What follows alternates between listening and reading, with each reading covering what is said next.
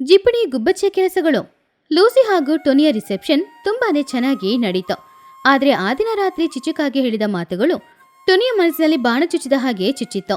ಹಣ ಬಂದ ತಕ್ಷಣ ಅಹಂಕಾರ ಜಾಸ್ತಿಯಾಗಿದೆ ಅಂತ ಚಿಚು ಹೇಳಿದನ್ನ ಟೊನಿಯಿಂದ ತಡ್ಕೊಳಕ್ಕಾಗ್ಲೇ ಇಲ್ಲ. ಆ ದಿನ ರಾತ್ರಿ ಸಮಯ ರಿಸೆಪ್ಷನ್ ಮುಗಿದ್ಮೇಲೆ ಅವರಿಬ್ರು ಕೂಡ ಮನೆಗೆ ವಾಪಸ್ ಹೋದ್ರು. ಟೊನಿ ಮುಖದಲ್ಲಿ ಸ್ವಲ್ಪನೂ ಸಂತೋಷ ಇಲ್ಲ. ಆವಾಗ ಲೂಸಿ ಅವಳನ್ನ ನೋಡಿ, ಏನ್ ಟೊನಿ, ರಿಸೆಪ್ಷನ್ ಇಷ್ಟು ಗ್ರ್ಯಾಂಡ್ ಆಗಿ ನಡೀತು, ನೀನ್ ಖುಷಿಯಾಗಿರ್ತೀಯ ಅಂತ ನೋಡಿದ್ರೆ ಬೇಜಾರಿಂದ ಇದೆಯಾ? ಆವಾಗ ಟೊನಿ ಗುಬ್ಬಚ್ಚಿ, ಹೇಗ್ ಸಂತೋಷವಾಗಿರ್ಲಿ ನಾನು? ಹಣ ಖರ್ಚು ಮಾಡದೇ ಇದ್ರೆ ಜಿಪಣಿ ಅಂತಾರೆ, ಹಣ ಖರ್ಚು ಮಾಡಿದ್ರೆ ಅಹಂಕಾರ ಅಂತ ಹೇಳ್ತಾರೆ. ಎಲ್ರೂ ಹೊಟ್ಟೆ ತುಂಬ ಊಟ ಮಾಡ್ಬಿಟ್ಟು ಹೋಗ್ಲಿ ಅಂತ ನಾನು ಅಂದ್ಕೊಂಡ್ರೆ, ಏನಾದ್ರೂ ಬೇಕು ಅಂತ ಪ್ರೀತಿಯಿಂದ ಕೇಳಿದ್ರೆ ಅದನ್ನೇ ಅಹಂಕಾರ ಅಂತ ಹೇಳಿದ್ರೆ ಹೇಗ್ರಿ? ಇನ್ಮುಂದೆ ನಾನು ಈ ಹಣ ಎಲ್ಲ ಖರ್ಚು ಮಾಡಲ್ಲ, ಮೊದಲು ಥರ ಜಿಪಣಿಯಾಗಿನೇ ಇದ್ಬಿಡ್ತೀನಿ. ಅಯ್ಯೋ ಟೊನಿ, ಯಾರೋ ಏನೋ ಹೇಳಿದ್ರಂತ ನಮ್ ಗುಣನ ನಾವ್ಯಾಕೆ ಬದಲಾಯಿಸ್ಕೊಳ್ಬೇಕು?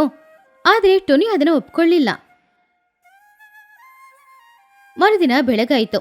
ಟೊನಿಯ ಹಳೆಯ ಗುಣ, ಜಿಪುಣ ಗುಣ ಹೊರಗಡೆ ಬಂತು. ಅದು ಮೊದ್ಲಕ್ಕಿಂತ ತುಂಬಾನು ಜಾಸ್ತಿಯಾಗಿ ಬೇರೆ ಇತ್ತು. ಲೂಸಿ ಪಾರಿವಾಳ ಆಫೀಸ್ಗೋಸ್ಕರ ರೆಡಿಯಾಗಿ ಹೊರಗಡೆ ಬಂದ.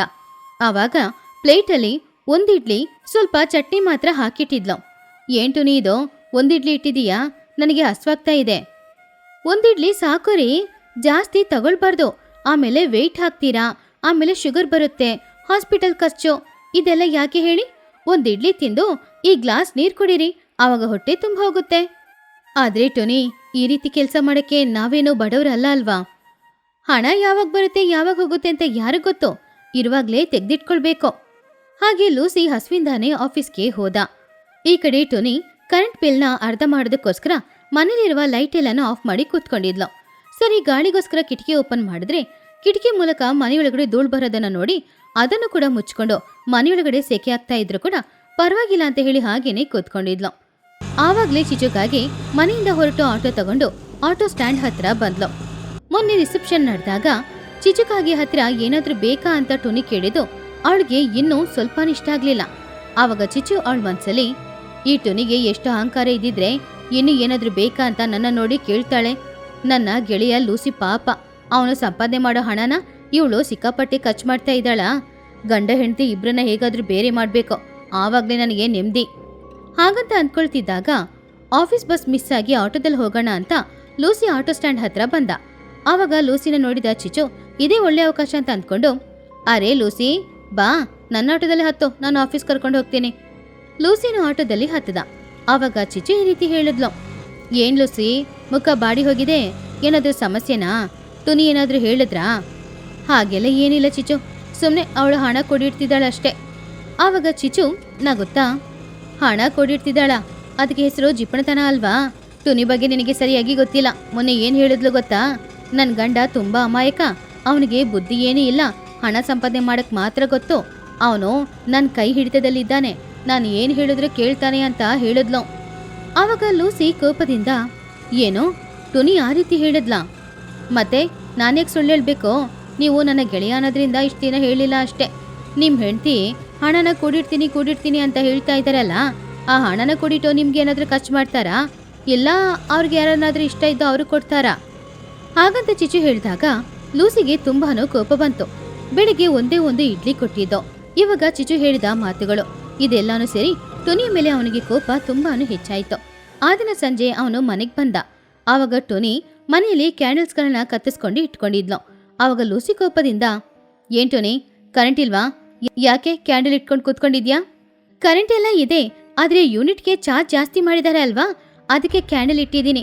ಸ್ವಲ್ಪ ರೊಮ್ಯಾಂಟಿಕ್ ಆಗನೂ ಇರುತ್ತೆ ಅಲ್ವಾ? ರೊಮ್ಯಾಂಟಿಕ್ ಎಲ್ಲ ಏನೂ ಇಲ್ಲ, ಮರ್ಯಾದೆಗೆ ಲೈಟ್ ಹಾಕೋ. ನನ್ನ ಹಣನ ನಾನು ಖರ್ಚು ಮಾಡೋಕ್ಕೆ ಯೋಚನೆ ಮಾಡಲ್ಲ, ನಿನಗೇನಂತೆ? ನೀನು ಆ ಹಣನೆಲ್ಲ ತೆಗೆದು ಯಾರು ಕೊಡ್ತೀಯಾ? ಆವಾಗ ಟೊನಿ ಶಾಕ್ ಆಗಿ, ಏನು ಈ ರೀತಿ ಮಾತಾಡ್ತಾ ಇದ್ದೀರಾ? ನಾನು ನಮ್ಮ ಫ್ಯೂಚರ್ಗೋಸ್ಕರ ತಾನೇ ಹಣ ತೆಗೆದಿಡ್ತೀನಿ, ಆದರೆ ನೀವ್ಯಾಕೆ ಈ ರೀತಿ? ನನಗೆ ಗೊತ್ತು ನಿನ್ನ ಬಗ್ಗೆ, ಹೊರಗಡೆ ಎಲ್ಲರ ಹತ್ರನೂ ಜಂಬ ಕೊಚ್ಕೊಳ್ತಿದ್ಯಾ ಅಂತೆ, ನಾನು ನಿನ್ನ ಕೈ ಹಿಡಿತದಲ್ಲಿ ಇದ್ದೀನಾ? ಚಿಚು ಹೇಳಿದ್ಲು. ಚಿಚು ಅಕ್ಕ ಹೇಳಿದ್ರ? ಇಲ್ಲ, ಅವ್ರು ಹೇಳಿದೆಲ್ಲಾನು ಸುಳ್ಳು. ಆದರೆ ಲೂಸಿ ಒಪ್ಕೊಳ್ಳಿಲ್ಲ. ಆ ದಿನ ಅವರಿಬ್ರಿಗೂ ದೊಡ್ಡ ಜಗಳಾನೇ ನಡೀತು. ಟೊನಿ ಅಳುತ್ತಾನೆ ನಿದ್ರೆ ಮಾಡಿದ್ಲು. ಹೀಗೇನೆ ಕೆಲವು ದಿನಗಳು ಹೋಯ್ತು. ಲೂಸಿ ಟೊನಿ ಹತ್ರ ಸರಿಯಾಗಿ ಮಾತಾಡದೇ ಇಲ್ಲ. ಆದ್ರಿಂದ ಪಾಪ ಟೊನಿಗೆ ಮನಸ್ಸಿಗೆ ನೋವಾಗಿ ಕೊನೆಗೆ ಹುಷಾರಿಲ್ದೇ ಆಯ್ತು. ಒಂದಿನ ಬೆಳಗ್ಗೆ ಸಮಯ ಟುನಿ ಇದ್ದಕ್ಕಿದ್ದಂತೆ ಮೂಚೆ ಹೋಗಿ ಬಿದ್ದಾಗ ಹೆದರಿದ ಲೂಸಿ ಪಾರಿವಾಳ ಡಾಕ್ಟರ್ ಕುಹಿಗೆ ಕಾಲ್ ಮಾಡ್ದ. ಕುಹು ಡಾಕ್ಟರ್ ಟುನಿನ ಚೆಕ್ ಮಾಡಿ ಸಂತೋಷದಿಂದ ಲೂಸಿ ಹತ್ರ ಬಂದು, ಹೆದರಿಬೇಡಿ ಲೂಸಿ, ನಿಮಗೆ ಒಳ್ಳೆ ಸುದ್ದಿನೇ, ನೀವು ಅಪ್ಪ ಆಗ್ತಾ ಇದ್ದೀರಾ, ನಿಮ್ ಹೆಂಡತಿ ಪ್ರೆಗ್ನೆಂಟ್ ಆಗಿದ್ದಾರೆ. ಆವಾಗ ಲೂಸಿ ತುಂಬಾನು ಸಂತೋಷದಿಂದ, ಏನು, ನಾನು ಅಪ್ಪ ಆಗ್ತಾ ಇದ್ದೀನಾ? ಅಯ್ಯೋ ದೇವ್ರೆ! ಹಾಗಂತ ಹೇಳಿ ಟುನಿ ಕಣ್ಬಿಡುವ ಸಮಯದಲ್ಲಿ ಲೂಸಿ ಪ್ರೀತಿಯಿಂದ ಅವಳ ಮುಂದ್ಗಡೆ ಹೋಗಿ ನಿಂತ್ಕೊಂಡ. ಆವಾಗ ಟುನಿಗೂ ಕೂಡ ಲೂಸಿನ ನೋಡಿ ತುಂಬಾನು ಸಂತೋಷ ಆಯಿತು. ಆವಾಗ ಲೂಸಿಗೆ ಒಂದು ವಿಷಯ ಅರ್ಥ ಆಯಿತು. ಹೊಟ್ಟೆಲಿರುವ ಮಗುಗೋಸ್ಕರನೂ ಅವನಿಗೋಸ್ಕರನೂನೇ ಟುನಿ ಈ ರೀತಿ ಹಣನ ಖರ್ಚು ಮಾಡದೇ ಇರೋದು ಅನ್ನೋದು. ಟುನಿ, ಸಾರಿ, ನೀನು ಫ್ಯೂಚರ್ಗೋಸ್ಕರನೇ ಎಲ್ಲಾನು ಕೂಡಿಡ್ತಾ ಇದೀಯಾ, ಆದರೆ ನಾನು ಅದನ್ನ ಅರ್ಥ ಮಾಡ್ಕೊಳ್ದೆ ಚಿಚ್ಚು ಮಾತು ಕೇಳಿ ನಿನ್ ಮೇಲೆ ಕೋಪ ಮಾಡ್ಕೊಂಡೆ. ಪರವಾಗಿಲ್ಲ ರೀ, ಇವಾಗ್ಲಾದ್ರೂ ನನ್ನ ಅರ್ಥ ಮಾಡ್ಕೊಂಡ್ರಲ್ವಾ? ಚಿಚ್ಚು ಮೇಲೆ ಲೂಸಿಗೆ ತುಂಬಾನು ಕೋಪ ಬಂತು. ತಕ್ಷಣ ಅವನು ಚಿಚ್ಚು ಕಾಗೆಗೆ ಕಾಲ್ ಮಾಡಿ, ಇನ್ನೊಂದ್ಸಲ ನನ್ನ ಕುಟುಂಬದ ವಿಷಯದಲ್ಲಿ ತಲೆ ಹಾಕಿದ್ರೆ ಆಮೇಲೆ ಅಷ್ಟೇ ಹಾಗಂತ ಬೆದರಿಸ್ತಾ. ಚಿಚ್ಚುಕಾಗೆ ಹೆದರ್ಕೊಂಡು ಫೋನ್ನ ಕಟ್ ಮಾಡಿದ್ಲು. ಈ ವಿಷಯ ತಿಳ್ಕೊಂಡು ಮಹಿಹದ್ದು ಹಾಗೂ ಚೋಟಿಗಿಳಿ ಇಬ್ರು ಕೂಡ ಹಣ್ಣು ತಿಂಡಿ ಎಲ್ಲಾನು ತಗೊಂಡು ಟುನಿಯ ನೋಡಕ್ಕೆ ಬಂದ್ರು. ಆವಾಗ ಟುನಿ ತುಂಬಾನು ಸುಸ್ತಾಗಿದ್ಲು. ಅವಳನ್ನ ನೋಡಿ ಮಹಿಹದ್ದು, ಅಯ್ಯೋ ಏನ್ ಟುನಿ ಹೀಗಾಗ್ಬಿಟ್ಟಿದೀಯಾ? ಮೊನ್ನೆ ಮದುವೆ ರಿಸೆಪ್ಷನಲ್ಲಿ ನೋಡಕ್ಕೆ ಎಷ್ಟು ಅಂದವಾಗಿದ್ದೆ, ಇವತ್ ನೋಡು ಎಷ್ಟು ಸುಸ್ತಾಗಿದ್ಯಾ ಅಂತ. ಸರಿಯಾಗಿ ಊಟನೂ ಮಾಡೋದಿಲ್ವಾ? ಹೌದು ಮಹಿಯವರೇ, ಮೊನ್ನೆ ಶಾಪಿಂಗ್ ಮಾಲಲ್ಲಿ ನೋಡಿದಾಗ ಕೂಡ ಇಷ್ಟೇ ಡಲ್ ಆಗಿದ್ಲು. ಪಾಪ ಆ ಲೂಸಿ ಚಿಚ್ಚು ಮಾತು ಕೇಳ್ಕೊಂಡು ಇವಳತ್ರ ಜಗಳ ಮಾಡಿದ್ರಲ್ವಾ, ಅದಕ್ಕೆ ಈ ರೀತಿ ಆಗಿದ್ದಾಳೆ. ಸರಿಯಾಗಿ ಊಟನೂ ಮಾಡ್ತಾ ಇಲ್ಲ ಇವಳು. ಆವಾಗ ಮಹಿ ಕೋಪದಿಂದ, ಏನೋ ಆ ಚಿಚ್ಚುಗೆ ಗೆಳೆಯನ ಕುಟುಂಬನ ನಾಶ ಮಾಡೋದೇ ದೊಡ್ಡ ಕೆಲ್ಸನಾ? ಎಷ್ಟು ಅಹಂಕಾರ ಅವಳಿಗೆ. ಆದ್ರೆ ಈ ಲೂಸಿಗೆ ಬುದ್ಧಿ ಇಲ್ವಾ? ಅವಳು ಹೇಳಿದ್ರೆ ಹೆಂಡತಿ ಜೊತೆ ಜಗಳ ಮಾಡ್ತಾನಾ? ಪಾಪ ಟುನಿ ಹೊಟ್ಟೆಲಿ ಮಗು ಇದೆ ಅನ್ನೋ ವಿಷಯ ಕೂಡ ಗೊತ್ತಿಲ್ಲದೆ ತುಂಬಾನು ಬೇಜಾರು ಮಾಡ್ಕೊಂಡೇ ಇದ್ದಿರ್ಬೋದು. ಪರವಾಗಿಲ್ಲ ಬಿಡಿ, ಇವಾಗ ಲೂಸಿ ಎಲ್ಲಾನು ಅರ್ಥ ಮಾಡ್ಕೊಂಡ್ರಲ್ವಾ? ಇಲ್ಲಿ ನೋಡ್ ಟುನಿ, ಇವತ್ತಿಂದ ನೀನೊಬ್ಳಲ್ಲ, ನಿನ್ನ ಹೊಟ್ಟೆಲಿ ಒಂದು ಮಗು ಬೆಳೀತಾ ಇದೆ. ನೀನು ಇವಾಗ ಇಬ್ರಾಗಿದ್ಯಾ, ಸರಿಯಾಗಿ ಊಟ ಮಾಡಬೇಕು. ಯಾವಾಗ್ಲೂ ಜಿಪ್ಪಣತನ ಮಾತ್ರ ಇದ್ರಲ್ಲಿ ತೋರಿಸ್ಬೇಡ. ಹೌದು ಟೋನಿ, ಇಬ್ರು ಅಂದಮೇಲೆ ತುಂಬಾ ಹಸ್ವಾಗುತ್ತೆ. ಇಬ್ರಿಗೂ ಸೇರಿಸಿ ಆರೋಗ್ಯವಾದ ಆಹಾರನ ತಗೊಳ್ಬೇಕು. ಇವಾಗ ಜಿಪ್ಪಣತನ ಮಾಡಿದ್ರೆ ಆಮೇಲೆ ಹೊಟ್ಟೆಲಿ ಬೆಳೆಯುವ ಮಗುಗೆ ತುಂಬಾ ಕಷ್ಟ ಆಗುತ್ತೆ. ನನ್ನ ಮಾತು ಕೇಳಿ ಸರಿಯಾಗಿ ಊಟ ಮಾಡೋ. ಹೌದು ಟೋನಿ, ತುಂಬಾ ಸುಸ್ತಾಗಿದೆಯಾ? ಹಣ್ಣು ತಿಂಡಿ ತಗೊಂಡು ಬಂದಿದ್ದೀವಿ, ತಿನ್ನು. ನಿನಗೆ ಅಡುಗೆ ಮಾಡೋಕ್ಕಾಗಲ್ಲ, ಸುಸ್ತಾಗಿದೆ ಅಂದರೆ ನನಗೊಂದು ಫೋನ್ ಮಾಡು, ದಿನ ನಾನು ಊಟ ಮಾಡಿ ತಗೊಂಡು ಬರ್ತೀನಿ. ಆವಾಗ ಟುನಿ ಕಣ್ಣಲ್ಲಿ ಕಣ್ಣೀರೊಂದಿಗೆ, ತುಂಬ ಥ್ಯಾಂಕ್ಸ್ ಚೋಟು, ನಿಮ್ಮಂಥವರು ನನ್ನನ್ನು ಇಷ್ಟು ಪ್ರೀತಿಯಿಂದ ನೋಡ್ಕೊಳ್ಳೋದಕ್ಕೆ ನಾನು ಅದೃಷ್ಟ ಮಾಡಿರಬೇಕು. ಅದರಲ್ಲಿ ಏನಿದೆ ಅಮ್ಮ, ಎಲ್ಲರೂ ಒಂದೇ ಊರಿನವರು, ಒಬ್ರಿಗೊಬ್ರು ಸಹಾಯ ಮಾಡ್ಕೊಳ್ಳೋದು ಬೇಡವಾ? ಸರಿ, ಇವಾಗ ನಾವು ಹೊರಡ್ತೀವಿ ಹಾಗಂತ ಹೇಳಿ ಇಬ್ರು ಅಲ್ಲಿಂದ ಹೋದ್ರು. ಟುನಿ ಸಂತೋಷವಾಗಿದ್ಲು. ಆದರೆ ಅದರ ಜೊತೆಗೆ ಅವಳಿಗೆ ಒಂದು ಟೆನ್ಷನ್ ಕೂಡ ಬಂತು. ಮಗು ಹುಡ್ತಾ ಇದೆ, ಹಾಗಾದ್ರೆ ಖರ್ಚು? ಲೂಸಿ ಪಾರಿವಾಳ ಆಫೀಸ್ಗೆ ಹೋದ್ಮೇಲೆ ಟೋನಿ ಒಂದು ಹಳೆ ನೋಟ್ಬುಕ್ ಹಾಗೂ ಪೆನ್ ತಗೊಂಡು ಕೂತ್ಕೊಂಡಿದ್ಲು. ಇವಾಗ ಅವಳ ಮುಖ ತುಂಬಾನೇ ಸೀರಿಯಸ್ ಆಗಿತ್ತು. ಅವಳು ಆ ಬುಕ್ಕಲ್ಲಿ ಒಂದು ಲೆಕ್ಕ ಹಾಕ್ತಾ ಇದ್ಲು. ಹೌದು, ನನಗೆ ಹುಟ್ಟೋದು ಹೆಣ್ಣ ಗಂಡ? ಹಾಗಂತ ಹೇಳಿ ಒಂದು ಪೇಜಲ್ಲಿ ಹೆಣ್ಣು, ಒಂದು ಪೇಜಲ್ಲಿ ಗಂಡು ಅಂತ ಬರದ್ಲು. ಒಂದ್ ವೇಳೆ ನನಗೆ ಗಂಡು ಮಗು ಹುಟ್ಟಿದ್ರೆ ಅವನಿಗೆ ಡೈಪರ್ ತಗೊಳ್ಬೇಕು, ಗೊಂಬೆ ತಗೊಳ್ಬೇಕು, ಆಮೇಲೆ ಸ್ಕೂಲಿಗೆ ಸೇರಿಸಿದ್ರೆ LKGಗೆ 1 ಲಕ್ಷ ರೂಪಾಯಿ ಫೀಸ್ ತಗೊಳ್ತಾ ಇದ್ದಾರೆ. ಬೆಳೆದ ಮೇಲೆ ಕಾಲೇಜ್ ಫೀಸು, ಆಮೇಲೆ ಮೊಬೈಲ್ ಬೇಕು ಅಂತಾನೆ, ಆಮೇಲೆ ಬೈಕ್ ಬೇಕು ಅಂತಾನೆ, ಪೆಟ್ರೋಲ್ಗೆ ಖರ್ಚು, ಮದುವೆ ಮಾಡಿಡ್ಬೇಕು, ಅದಕ್ಕೆ ಕೋಟಿಗಟ್ಲೆ ಖರ್ಚಾಗುತ್ತೆ.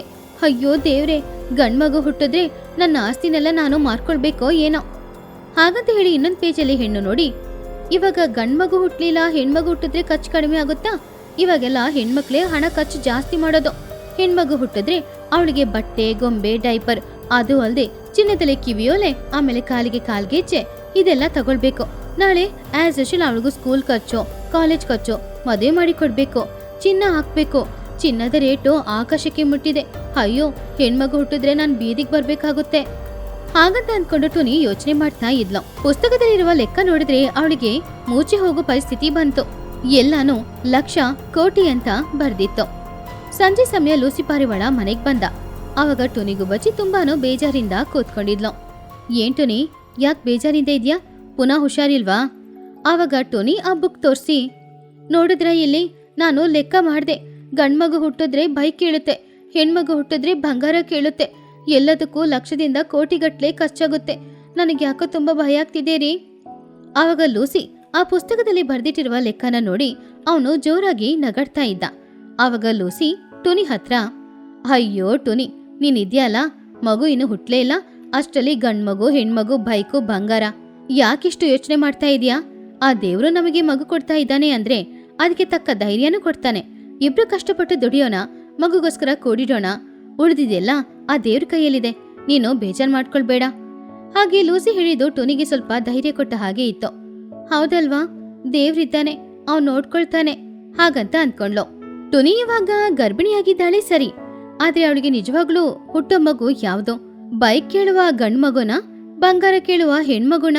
ಟುನಿ ಹೀಗೇನೆ ಇರ್ತಾಳ, ಇಲ್ಲ ಡೆಲಿವರಿ ಸಮಯದಲ್ಲಿ ಅವಳ ಜಿಪಣತನನ ತೋರಿಸಿ ಏನಾದ್ರೂ ಸಮಸ್ಯೆ ಮಾಡ್ತಾಳ? ಲೂಸಿ ತನ್ನ ಜಿಪಣಿ ಹೆಂಡತಿನ ಹೇಗೆ ಹ್ಯಾಂಡಲ್ ಮಾಡ್ತಾನೆ? ಸರಿ, ಮೊದ್ಲು ಟುನಿಗೆ ಹೆಣ್ಮಗು ಹುಟ್ಟುತ್ತಾ ಗಂಡ್ ಮಗು ಹುಟ್ಟುತ್ತಾ ಅನ್ನೋದನ್ನ ಕಮೆಂಟ್ಸ್ ಮಾಡಿ. ಪಾರ್ಟ್ 4 ಅಲ್ಲಿ ಬರುತ್ತೆ. ಚಳಿಯಲ್ಲಿ ಮೇಕೆ ಸಾಕಾಣಿಕೆ. ಪಕ್ಷಿಗಳ ಊರಿನಲ್ಲಿ ಟುನಿ ಹಾಗೂ ಚೋಟು ಇಬ್ರು ಮನೆ ಕೂಡ ಅಕ್ಕದ ಪಕ್ಕದಲ್ಲೇ ಇತ್ತು. ಅವರಿಬ್ರು ಕೂಡ ಮೇಕೆಗಳನ್ನ ಸಾಕ್ತಾ ಇದ್ರು. ಮೇಕೆಗಳು ಅವರ ವ್ಯಾಪಾರಕ್ಕೋಸ್ಕರ ಮಾತ್ರ ಅಲ್ಲ, ಅವುಗಳನ್ನ ಸ್ವಂತ ಮಕ್ಕಳು ತರ ಅವರು ನೋಡ್ಕೊಳ್ತಿದ್ರು. ಟುನಿ ಹತ್ತಿರ 10 ಕಪ್ಪು ಮೇಕೆಗಳು ಇತ್ತು. ಚೋಟು ಹತ್ರ 10 ಬಿಳಿ ಮೇಕೆಗಳು ಇತ್ತು.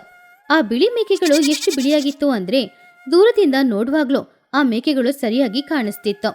ಯಾವಾಗ್ಲೂ ತರ ಬೆಳಗ್ಗೆನೆ ಎದ್ದು ಟುನಿ ಹಾಗೂ ಚೋಟು ಇಬ್ರು ಕೂಡ ಮನೆ ಕೆಲಸ, ಹೊರಗಡೆ ಕೆಲಸ ಎಲ್ಲಾನು ಮುಗಿಸ್ಕೊಂಡು ಮಕ್ಕಳನ್ನ ಎಪ್ಸಿ ಮಕ್ಕಳನ್ನ ಶಾಲೆಗೆ ತಯಾರು ಮಾಡಿ, ಮಕ್ಕಳೆಲ್ಲರೂ ಶಾಲೆಗೆ ವ್ಯಾನಲ್ಲಿ ಹೋದ್ಮೇಲೆ ಇವರಿಬ್ರು ಸ್ನಾನ ಮಾಡ್ಕೊಂಡು ಊಟ ಮಾಡಿ ಆಮೇಲೆ ಮೇಕೆಗಳನ್ನ ಕರ್ಕೊಂಡು ಯಾವಾಗ್ಲೂ ತರ ಅಡವಿಗೆ ಬರ್ತಾ ಇದ್ರು. ಇದು ಅವರ ದಿನಚರ್ಯೆ. ಅಡವಿಗೂ ಊರಿಗೂ 2 ಕಿಲೋಮೀಟರ್ ದೂರ ಅವರು ನಡಿಬೇಕಾಗಿತ್ತು. ಬೆಳಿಗ್ಗೆನೆ ಮೇಕೆಗಳನ್ನ ಕರ್ಕೊಂಡು ಬಂದು ರಾತ್ರಿ ತನಕನೂ ಅವರು ಅಲ್ಲೇ ಮಲಗಿ ಮೇಕೆಗಳನ್ನೆಲ್ಲ ಮೇಯಿಸಿದ ಮೇಲೆ ಮುಂಜಾನೆಯ ಸಮಯ ಮೇಕೆಗಳನ್ನ ಕರ್ಕೊಂಡು ವಾಪಸ್ ಮನೆಗೆ ಬರ್ತಾ ಇದ್ರು. ಇದು ದಿನ ಅವ್ರು ಮಾಡ್ತಾ ಇದ್ದಿದ್ದು. ಅದು ಚಳಿಗಾಲ. ಚಳಿ ತುಂಬಾನೇ ಜಾಸ್ತಿ ಇತ್ತು. ಎಷ್ಟಂದ್ರೆ 8 ಗಂಟೆಗೆ ಕೂಡ ಮಂಚು ಬೀಳ್ತಾ ಇತ್ತು.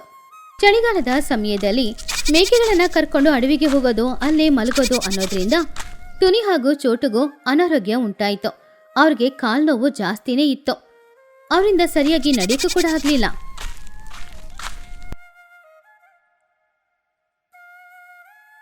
ಒಂದಿನ ಸಂಜೆ ಸಮಯ ಮಕ್ಕಳು ಶಾಲೆಯಿಂದ ಬರುವ ಸಮಯಕ್ಕೆ ಟುನಿ ಹಾಗೂ ಚೋಟು ಇಬ್ರು ಕೂಡ ಮನೆ ಹೊರಗಡೆ ಮಂಚದಲ್ಲಿ ಕೂತ್ಕೊಂಡಿದ್ರು. ಟುನಿ ಕಾಲ್ ನೋವಿಗೋಸ್ಕರ ಅವಳು ಅಮೃತಾಂಜನ್ನ ಉಜ್ತಾ ಇದ್ಲು.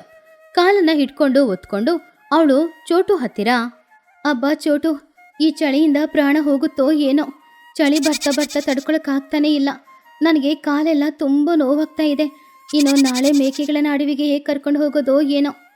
ಆವಾಗ ಚೋಟು ಗಿಳಿ, ಹೌದು ಟುನಿ, ನನ್ನಿಂದಾನೂ ಆಗ್ತಾ ಇಲ್ಲ, ನನಗೂ ಶೀತ ಆಗಿದೆ, ನನ್ನ ಮೇಕೆಗಳಿಗೂ ಶೀತ ಆಗುತ್ತೋ ಏನೋ, ಅಲ್ಲಿ ನೋಡು ಮೇಕೆಗಳ ಮೂಗೆಲ್ಲ ಎಷ್ಟು ಕೆಂಪಾಗಿದೆ, ಆದ್ರೆ ಏನ್ ಮಾಡೋದು, ಅವುಗಳ ಹಸಿವಿಗೋಸ್ಕರ ಅಡವಿಗೆ ಹೋಗ್ಲೇಬೇಕು ಅಲ್ವಾ ನಾವು? ಹಾಗಂತ ಅವರಿಬ್ರು ಬೇಜಾರಿಂದ ಮಾತಾಡ್ಕೊಳ್ಳೋದನ್ನ ಆವಾಗ್ಲೇ ಬಂದ ಬುಜ್ಜಿ ಹಾಗೂ ಬನ್ನು ಇಬ್ರು ಕೇಳಿ ಬೇಜಾರ್ ಮಾಡ್ಕೊಂಡ್ರು. ಅವರಿಬ್ರು ಸ್ಕೂಲ್ ಬ್ಯಾಗ್ನ ಮನೇಲಿಟ್ಟು ಅವರ ತಾಯಿಯಂದಿರ ಹತ್ರ ಬಂದ್ರು. ಅಮ್ಮ, ನೀವು ಬೇಜಾರ್ ಮಾಡ್ಕೊಳ್ಬೇಡಿ, ಸ್ವಲ್ಪ ದಿನ ನೀವಿಬ್ರು ಮನೆಯಲ್ಲೇ ಇದ್ದು ವಿಶ್ರಾಂತಿ ತಗೊಳ್ಳಿ, ಮೇಕೆಗಳನ್ನ ಅಡವಿಗೆ ನಾವಿಬ್ರು ಕರ್ಕೊಂಡು ಹೋಗ್ತೀವಿ. ಹೌದಮ್ಮ, ನೀನು ನೋಡಿದ್ರೆ ನನಗೂ ಕಷ್ಟ ಆಗ್ತಾ ಇದೆ, ಅಡವಿಗೆ ಹೋಗೋದು ನನಗೂ ಇಷ್ಟ, ಅಲ್ಲಿ ಸುಮಾರು ಹಣ್ಣುಗಳು ಬೇರೆ ಸಿಗುತ್ತೆ ಅಲ್ವಾ, ಆ ಹಣ್ಣು ತಿಂದ್ಕೊಂಡು ನಾವಿಬ್ರು ಅಲ್ಲೇ ಇರ್ತೀವಿ.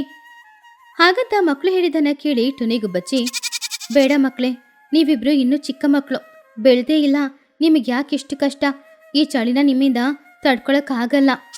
ಹಾಗಲ್ಲ ಏನೂ ಇಲ್ಲಮ್ಮ, ನಾವಿಬ್ರು ಚಿಕ್ಕ ಮಕ್ಕಳಲ್ಲ, ದೊಡ್ಡ ಮಕ್ಕಳು, ನಮ್ಮಿಂದ ಎಲ್ಲಾನು ನೋಡ್ಕೊಳಕ್ಕಾಗುತ್ತೆ, ನಾವು ಹೋಗ್ತೀವಮ್ಮ. ಬನ್ನು, ನೀನು ಕೂಡ ಹೇಳೋ, ನೀವಿಬ್ರು ಮನೆಯಲ್ಲಿದ್ದು ನಿಮ್ಮ ಆರೋಗ್ಯನ ನೋಡ್ಕೊಳ್ಳಿ, ನಾವಿಬ್ರು ನಾಳೆಯಿಂದ ಅಡವಿಗೆ ಹೋಗ್ತೀವಿ, ಸರಿನಾ? ಹೌದೌದು ಆಂಟಿ, ಈ ವೈಟಿ ಇದ್ದಾಳೆ ಅಲ್ವಾ, ಇವಳು ನಾನು ಇಲ್ಲ ಅಂದರೆ ಇರೋದಿಲ್ಲ, ಸ್ವಲ್ಪ ದಿನ ನಾನು ಅವಳ ಜೊತೆ ಇರ್ತೀನಿ, ಪಾಪ ಅವಳಿಗೂ ಕೂಡ ನಾನು ಇಲ್ಲದೆ ತುಂಬ ಕಷ್ಟ ಆಗುತ್ತೆ. ಹಾಗಂತ ಮಕ್ಕಳು ಪ್ರೀತಿಯಿಂದ ಕೇಳಿದಾಗ ಅದಕ್ಕೆ ಅವರಿಬ್ರು ಸರಿ ಅಂತ ಒಪ್ಕೊಂಡ್ರು. ಆದರೂ ಕೂಡ ಅಡವಿ ಅಲ್ಲಿ ಜೋಪಾನವಾಗಿರ್ಬೇಕು, ಬೇರೆ ಎಲ್ಲಿಗೂ ಹೋಗ್ಬಾರ್ದು ಅಂತ 10 ಸಲ ಮಕ್ಕಳ ಹತ್ರ ಹೇಳಿದ್ರು. ಹಾಗೆ ಮರುದಿನ ಬೆಳಗ್ಗೆ ಬುಜ್ಜಿ ಹಾಗೂ ಬನ್ನು ಇಬ್ರು ಕೂಡ ಸ್ಕಾರ್ಫ್, ಮಂಕಿ ಕ್ಯಾಪ್ ಹಾಗೂ ಶಾಲ್ ಎಲ್ಲಾನು ಹಾಕೊಂಡು ಯುದ್ಧಕ್ಕೆ ಹೋಗೋ ಥರ ರೆಡಿಯಾದ್ರು. ಆವಾಗ ಟುನಿ ಮಕ್ಕಳಿಬ್ರಿಗೆ ಆಹಾರ ಹಾಗೂ ಸ್ವಲ್ಪ ಕಡಲೆಕಾಯಿಗಳನ್ನು ಕೊಟ್ಟು, ಮಕ್ಕಳೇ ನೋಡ್ಕೊಂಡು ಹೋಗ್ಬೇಕು, ರಾತ್ರಿ ಸಮಯ ಪಾಕದಲ್ಲಿ ಹೋಗಿ ಮಲಗಿ ನಿದ್ರೆ ಮಾಡಬೇಕು. ಸರಿಯಮ್ಮ, ಅದೆಲ್ಲ ನಾವು ನೋಡ್ಕೊಳ್ತೀವಿ. ಹಾಗಂತ ಹೇಳಿ ಬುಜ್ಜಿ ಹಾಗೂ ಬನ್ನು ಇಬ್ರು ಕೂಡ ಮೇಕೆಗಳನ್ನ ಓಡಿಸ್ಕೊಂಡು ಅಡವಿಗೆ ಹೋದ್ರು. ಆವಾಗ ಬನ್ನು ಕೈಯಲ್ಲಿ ಇಟ್ಕೊಂಡಿದ್ದ ಕೋಲನ್ನ ಗಾಳಿಯಲ್ಲಿ ಗಿರಗಿರ ಗಿರಗಿರ ಅಂತ ಸುತ್ತುತ್ತಾ ದೊಡ್ಡ ಹೀರೋ ತರ ಒಂದು ಸೀನ್ ಹಾಕ್ತಾ ಇದ್ದ. ಏ ವೈಟಿ, ಸ್ವಲ್ಪ ಬೇಗ ಹೋಗೋ, ಇಲ್ಲಾಂದ್ರೆ ನಿನ್ನನ್ನ ಮಾರಿ ಅದ್ರಲ್ಲಿ ಸಿಗೋ ಹಣದಲ್ಲಿ ನಾನು ಜಿಲೇಬಿ ತಗೊಂಡು ತಿಂದ್ಬಿಡ್ತೀನಿ, ಅದು ತುಂಬಾ ಸ್ವೀಟ್ ಆಗಿರುತ್ತೆ. ಆವಾಗ ಬುಜ್ಜಿಗುಬ್ಬಚ್ಚಿ, ಏ ಬನ್ನು, ನಿನ್ ಭಾಷೆ ಅದಕ್ಕೆ ಅರ್ಥ ಆಗಲ್ಲ ಕಣೋ. ಮೇಕೆಗಳು ಯಾವಾಗಲೂ ಮೆಹೇ ಅಂತ ಮಾತಾಡುತ್ತೆ, ನೀನು ಕೂಡ ಮೆಹೇ ಅಂತ ಮಾತಾಡು. ನಿನ್ನ ಭಾಷೆಯಲ್ಲಿ ಮಾತಾಡಿದ್ರೆ ಅವುಗಳಿಗೆ ಅರ್ಥ ಆಗುತ್ತಾ? ಜಿಲೇಬಿ ತಗೊಳ್ಬೇರೆ, ಆರೋಗ್ಯಕ್ಕೆ ಒಳ್ಳೇದಲ್ಲ. ಮೇಕೆ ಹಾಲು ಕೊಡಿ, ಅದು ಆರೋಗ್ಯಕ್ಕೆ ತುಂಬ ಒಳ್ಳೇದು. ಅದನ್ನು ಕೇಳಿದ ಬನ್ನು ಗಿಳಿ, ಚೀಚಿ ಚೀಚಿ, ಮೇಕೆ ಹಾಲು, ಅದನ್ನು ಹಸಿ ಹಾಲು ನಾನು ಹೇಗೆ ಕುಡಿಯೋದು? ಈ ಮೇಕೆಗಳು ಬೂಸ್ಟ್ ಏನಾದರೂ ಕೊಡುತ್ತಾ? ಇಲ್ಲ ಅಟ್ಲೀಸ್ಟ್ ಹಾರ್ಲಿಕ್ಸ್ ಅದನ್ನು ಕೊಟ್ಟರೆ ನಾನು ಕುಡಿತೀನಿ. ಆವಾಗ ಬುಜ್ಜಿ ತಲೆ ಮೇಲೆ ಕೈ ಇಟ್ಕೊಂಡು, ಯಾವಾಗಲೂ ತಿಂಡಿ ಬಗ್ಗೆನೇ ಯೋಚನೆ ಮಾಡ್ತೀಯ ಯಾಕೋ? ಅಲ್ಲಿ ನೋಡು, ಆಲಮರದ ಕೆಳಗಡೆ ಸ್ವಲ್ಪ ಹುಲ್ಲು ಜಾಸ್ತಿ ಇದೆ, ಅಲ್ಲಿ ಮೇಕೆಗಳನ್ನು ನಾವು ಕಟ್ ಹಾಕೋಣ. ಹಾಗಂತ ಹೇಳಿ ಅವರು ಹೋಗ್ತಾ ಇದ್ದಾಗ ಪಕ್ಕದಲ್ಲಿದ್ದ ಪೊದರಿನೊಳಗಡೆ ಏನೋ ಶಬ್ದ ಕೇಳಿಸ್ತು. ಅದನ್ನು ಕೇಳಿ ಬನ್ನು ಅಂತೂ ತುಂಬಾನೇ ಹೆದರ್ಬಿಟ್ಟ. ಆವಾಗ ಬನ್ನು ಬುಜ್ಜಿ ಹತ್ರ, ಬುಜ್ಜಿ, ದೊಡ್ಡ ಪ್ರಾಣಿ ಏನೋ ಇದೆ ಅಂತ ಕಾಣಿಸ್ತಿದೆ. ಒಂದು ವೇಳೆ ಅದು ನನ್ನನ್ನು ಕಚ್ಚಿ ತಿಂದ್ಬಿಟ್ರೆ ಅದಕ್ಕೆ ನಾನು ಮೊದಲೇ ನನ್ನ ಹತ್ರ ಇರುವ ಕಡಲೆಕಾಯಿಗಳನ್ನು ಕೊಟ್ಟು ತಿನ್ನಕ್ಕೆ ಹೇಳ. ಹಾಗಂತ ಹೇಳ್ತಾ ಇದ್ದಾಗ ಪೊದರಿನೊಳಗಡೆಯಿಂದ ಒಂದು ಚಿಕ್ಕ ಮೊಲ ಹೊರಗಡೆ ಬಂದು ಅವರನ್ನು ನೋಡಿ ಒಳಗಡೆ ಹೋಗ್ಬಿಡ್ತು. ಬುಜ್ಜಿ ಅದನ್ನು ನೋಡಿ ಜೋರಾಗಿ ನಗುತ್ತಾ, ಸರಿ, ಅದೇ ಹೆದ್ರು ಪುಕ್ಲ ಕಣೋ, ಅದು ಚಿಕ್ಕ ಮೊಲ ನಿನ್ನ ನೋಡಿ ಹೆದರ್ಕೊಂಡು ಹೋಗ್ತಾ ಇದೆ. ಅದನ್ನು ನೋಡಿ ಇವನು ಹೆದರ್ತಾನೆ ಅಂತೆ, ತುಂಬಾ ಧೈರ್ಯವಂತ ಕಣೋ. ಆವಾಗ ಬನ್ನು ಸ್ವಲ್ಪ ಅಡ್ಜಸ್ಟ್ ಮಾಡ್ಕೊಂಡು, ನಾನೇನೋ ಹೆದರ್ಲಿಲ್ಲ, ಪಾಪ ಆ ಮೊಲಕ್ಕೆ ಈ ಕಡಲೆಕಾಯಿಗಳನ್ನ ಕೊಡೋದಾ ಅಂತ ಯೋಚನೆ ಮಾಡ್ತಿದ್ದೆ. ಆದ್ರೆ ಅದು ನನ್ನ ನೋಡಿ ಹೆದರ್ಕೊಂಡು ಓಡಿ ಹೋಗಿದೆ ಅಂದ್ರೆ ನಾನು ಎಷ್ಟು ಭಯಂಕರವಾಗಿದ್ದೀನಿ ಅಲ್ವಾ? ಹಾಗಂತ ಮಾತಾಡ್ಕೊಂಡಿದ್ದಾಗ ಸಂಜೆ ಸಮಯನೂ ಆಯ್ತು. ಆವಾಗ ಮಕ್ಕಳಿಬ್ರು ಜೋಪಾನವಾಗಿ ಮೇಕೆಗಳನ್ನು ಓಡಿಸ್ಕೊಂಡು ಪಾಕದ ಹತ್ತಿರ ಬಂದ್ರು. ಮೇಕೆಗಳನ್ನ ಆ ಪಾಕದಲ್ಲಿ ಕಟ್ಟಾಕಿದ್ರು. ಅದರ ಸುತ್ತಮುತ್ತ ಒಂದು ಬೇಲಿ ಇತ್ತು. ಮಕ್ಕಳಿಬ್ರು ರಾತ್ರಿ ಸಮಯ ತಗೊಂಡು ಬಂದ ಆಹಾರನ ತಿಂದು ಆ ಪಾಕದ ಹೊರಗಡೆನೆ ಮಂಚ ಹಾಕೊಂಡು ಅಲ್ಲಿ ಆಕಾಶದಲ್ಲಿರುವ ನಕ್ಷತ್ರಗಳನ್ನು ನೋಡಿಕೊಂಡೇ ಮಲಗಿದ್ರು. ಆಕಾಶದಲ್ಲಿ ನಕ್ಷತ್ರಗಳು ಮಿಂಚ್ತಾ ಇತ್ತು. ಆವಾಗ ಬನ್ನುಗಿಳಿ ತುಂಬಾನು ಸಂತೋಷದಿಂದ, ಬುಜ್ಜಿ, ಈ ರೀತಿ ಆಕಾಶದ ಕೆಳಗಡೆ ಮಲಗಿರೋದು ಚೆನ್ನಾಗಿದೆ, ಆದ್ರೆ ನನಗೆ ಯಾಕೋ ತುಂಬಾನು ಭಯ ಆಗ್ತಾ ಇದೆ. ಈ ಚಳಿನ ನನ್ನಿಂದ ತಡ್ಕೊಳ್ಳೋಕ್ಕೂ ಕೂಡ ಆಗ್ತಾ ಇಲ್ಲ. ಏ ಬನ್ನು, ಹಾಗೆ ಹೇಳ್ಬೇಡ. ಇವಾಗ ನಾವಿಬ್ರು ದೊಡ್ಡ ಮಕ್ಕಳು, ನಮ್ಮ ಆಸ್ತಿಗಳನ್ನ ನಾವು ಕಾಪಾಡಕ್ಕೆ ಬಂದಿದ್ದೀವಿ. ಈ ಮೇಕೆಗಳೆಲ್ಲಾನು ನಮ್ಮ ಆಸ್ತಿಗಳು ತಾನೇ ಕಣೋ. ಹಾಗಂತ ಹೇಳಿದಾಗ ಅವನು ಕೂಡ ಬಿಸ್ನೆಸ್ ಮ್ಯಾನ್ ತರ, ಹೌದು ಪಾರ್ಟ್ನರ್, ನಾವಿಬ್ರು ಇವಾಗ ಆಸ್ತಿಗೆ ಸ್ವಂತದವರು. ನನ್ನ ಬಿಳಿ ಮೇಕೆಗಳು ಫಾರಿನಿಂದ ಬಂದಿದೆ, ಅದಕ್ಕೆ ಬಿಳಿಯಾಗಿದೆ. ಆ ಮೇಕೆಗಳು ತುಂಬಾ ಸ್ಪೆಷಲ್, ನಿನಗೆ ಗೊತ್ತಿಲ್ಲ. ಹಾಗಂತ ಹೇಳಿದಾಗ ಬುಜ್ಜಿಗುಬ್ಬಚ್ಚಿ, ಹೌದಾ ಪಾರ್ಟ್ನರ್, ನನ್ನ ಮೇಕೆಗಳು ಇಂಡಿಯಾ ಮೇಕೆಗಳು. ಇಂಡಿಯಾ ಮೇಕೆಗಳಂದ್ರೆ ತುಂಬಾನೇ ಗ್ರೇಟ್. ನನ್ನ ಮೇಕೆಗಳು ಯಾವಾಗಲೂ ಮೆಹೆ ಅಂತಾನೆ ಕಿರ್ಚೋದು. ಸರಿ ಸರಿ, ನಾವೊಂದು ಬಿಸ್ನೆಸ್ ಸ್ಟಾರ್ಟ್ ಮಾಡೋಣವಾ?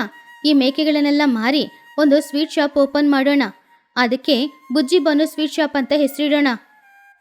ನೀನು ಕ್ಯಾಶಿಯರ್ ಆಗಿರೋ, ಹಣನ ಲೆಕ್ಕ ಮಾಡ್ಕೊ. ನಾನು ಚೀಫ್ ಟೆಸ್ಟಿಂಗ್ ಆಫೀಸರ್ ಆಗಿರ್ತೀನಿ.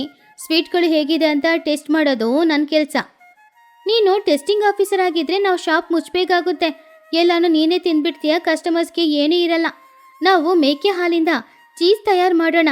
ಆ ವ್ಯಾಪಾರ ತುಂಬಾನು ಚೆನ್ನಾಗಿರುತ್ತೆ ಅಲ್ವಾ? ಆ ಚೀಸ್ ಅಂದರೆ ಈ ಪಿಜ್ಜಾ ಮೇಲೆ ಹಾಕ್ತಾರ ಅಲ್ವಾ, ಅದಂದ್ರೆ ಓಕೆ. ಆವಾಗ ದಿನ ನಾನೊಂದು ಪಿಜ್ಜಾ ತಗೊಂಡು ತಿನ್ಬೋದು ಅಲ್ವಾ? ಹಾಗೆ ಮಕ್ಕಳಿಬ್ರು ಮಕ್ಕಳು ಥರನೂ ಮಾತಾಡ್ಕೊಂಡು ಬಿಸ್ನೆಸ್ ಮ್ಯಾನ್ ಥರನೂ ಮಾತಾಡ್ಕೊಂಡು ಮಲಗಿ ನಿದ್ರೆ ಮಾಡಿದ್ರು. ಹೀಗೆ 4 ದಿನಾನೂ ಕಳೀತು. ಮಕ್ಕಳಿಬ್ರು ತುಂಬಾನು ಜೋಪಾನವಾಗಿ ಮೇಕೆಗಳನ್ನ ನೋಡ್ಕೊಳ್ತಾ ಇದ್ರು. ದೊಡ್ಡವರು ಮೇಕೆಗಳನ್ನ ನೋಡ್ಕೊಳ್ಳೋ ಥರ ಪ್ರತಿದಿನ ಮೇಕೆಗಳನ್ನ ಅಡವಿಗೆ ಕರ್ಕೊಂಡು ಹೋಗೋದು, ಅವುಗಳನ್ನ ಜೋಪಾನವಾಗಿ ನೋಡ್ಕೊಳ್ಳೋದು, ಅವರನ್ನ ಅವರು ಜೋಪಾನವಾಗಿ ನೋಡ್ಕೊಳ್ಳೋದು, ಇದೇ ಮಕ್ಕಳು ಮಾಡ್ತಾ ಇದ್ದ ಕೆಲಸ. ಅದರಲ್ಲಿ ಅವರು ಸುಮಾರು ಪಾಠನೂ ಕಲ್ತ್ಕೊಳ್ತಿದ್ರು. ಹೀಗಿರುವಾಗ ಈ ಕಡೆ ಮನೆಯಲ್ಲಿ 4 ದಿನದಿಂದ ವಿಶ್ರಾಂತಿ ತಗೊಂಡಿದ್ರಿಂದ ಚೋಟು ಹಾಗೂ ಟೂನಿಗೂ ಕಾಲ್ ನೋವು ಕಡಿಮೆ ಆಯಿತು. ಅವ್ರಿಗೆ ಇವಾಗ ಮೈ ಹುಷಾರಾಗ್ತಾ ಇತ್ತು. ಅವರಿಬ್ರು ಸಂತೋಷದಲ್ಲಿದ್ರು. ನೋಡಿದ್ಯಾ ಚೋಟು, ಮಕ್ಕಳಿಬ್ರು ಚಿಕ್ಕ ಮಕ್ಕಳು ಅಂತ ಅಂದ್ಕೊಂಡ್ರೆ ದೊಡ್ಡವ್ರ ಥರ ಎಷ್ಟು ಚೆನ್ನಾಗಿ ನಮಗೆ ವಿಶ್ರಾಂತಿ ಕೊಟ್ಟು ಅವರಿಬ್ರು ಜೋಪಾನವಾಗಿ ಕೆಲಸ ಮಾಡ್ತಿದ್ದಾರೆ. ಹಾಂ, ನನ್ನ ಮಗ ಬನ್ನು ಯಾವಾಗಲೂ ತಿಂಡಿ ಪೋತು ಅಂತ ಅಂದ್ಕೊಂಡಿದ್ದೆ. ಆದರೆ ಇಷ್ಟು ಒಳ್ಳೆ ಕೆಲಸ ಮಾಡಿ ನನಗೆ ವಿಶ್ರಾಂತಿ ಕೊಡ್ತಾನೆ ಅಂತ ಅಂದ್ಕೊಂಡಿರ್ಲಿಲ್ಲ. ಆವಾಗಲೇ ಅಡವಿಯಿಂದ ಬುಜ್ಜಿ ಬನ್ನು ಇಬ್ರು ಮೇಕೆಗಳನ್ನು ಓಡಿಸ್ಕೊಂಡು ಮನೆಗೆ ಬಂದ್ರು. ಅವರು ಮೇಕೆಗಳನ್ನೆಲ್ಲ ಪಾಕದಲ್ಲಿ ಕಟ್ ಹಾಕಿದ್ರು. ಮಕ್ಕಳೇ, ನೀವಿಬ್ರು ಇಷ್ಟು ದಿನ ನಮಗೆ ಮಾಡಿದ್ದು ದೊಡ್ಡ ಸಹಾಯ. ಇನ್ಮುಂದೆ ನೀವು ಅಡವಿಗೆ ಹೋಗೋದು ಬೇಡ, ನಾವಿಬ್ರು ಅಡವಿಗೆ ಹೋಗ್ತೀವಿ. ನೀವು ಓದೋದು ಮುಖ್ಯ. ನಾಳೆಯಿಂದ ನೀವಿಬ್ರು ಶಾಲೆಗೆ ಹೋಗಿ. ಆವಾಗ ಬನ್ನು ಸಂತೋಷದಿಂದ, ಅಮ್ಮಯ್ಯ, ಶಾಲೆಗೆ ಹೋದ್ರೆ ಬೆಂಚಲ್ಲಿ ಕೂತ್ಕೊಳ್ಬೋದು, ಇಲ್ಲಾಂದ್ರೆ ದಿನ ಇಡೀ ನಿಂತ್ಕೊಂಡಿರ್ಬೇಕು, ಕಾಲೆಲ್ಲ ನೋವಾಗುತ್ತೆ. ನನಗ್ ಮಾತ್ರ ಅಲ್ಲ, ಪಾಪ ವೈಟಿಗೂ ನೋವಾಗ್ತಾ ಇರ್ಬೋದು. ಅಮ್ಮ ನಮಗೋಸ್ಕರ ಜಿಲೇಬಿ ಏನಾದರೂ ಮಾಡಿದ್ಯಾ? ಅಮ್ಮ, ನಮಗೆ ಕೆಲಸ ಇಷ್ಟ ಆಗಿದೆ ಅಮ್ಮ. ದಿನ ಪ್ರಕೃತಿಯ ಜೊತೆ ಕೂತ್ಕೊಳ್ಳೋದು ಚೆನ್ನಾಗಿದೆ. ನಮಗೆ ರಜೆ ಇರುವಾಗೆಲ್ಲ ನಾವೂ ಬರ್ತೀವಿ. ಆವಾಗ ನಿಮಗೂ ಕೂಡ ಸ್ವಲ್ಪ ಸಹಾಯ ಮಾಡಿದ ಹಾಗೆ ಇರುತ್ತೆ ಅಲ್ವಾ? ಆವಾಗ ಟುನಿ, ಸರಿ ಸರಿ, ಇವಾಗ ಹೋಗಿ ಫ್ರೆಶ್ ಆಗಿ ಬಿಸಿ ಬಿಸಿ ಬಜ್ಜಿ ಮಾಡಿಟ್ಟಿದ್ದೀನಿ. ಹಾಗೆ ಆ ಚಳಿಗಾಲದಲ್ಲಿ ತಾಯಿಯಂದ್ರಿಗೆ ಸಹಾಯ ಮಾಡಬೇಕು ಅಂತ ಮಕ್ಕಳು ಅವ್ರ ಕೆಲಸನ ಮಾಡಿದ್ರಿಂದ ಜೀವನದಲ್ಲಿ ಸುಮಾರು ಪಾಠಗಳನ್ನು ಅವರು ಕಲ್ತ್ಕೊಂಡ್ರು. ಹಾಗೆ ಜೀವನ ಪೂರ್ತಿ ಅವ್ರು ಕಲ್ತ್ಕೊಂಡ ಆ ಪಾಠನ ಅವರು ಮರೀಲೂ ಇಲ್ಲ.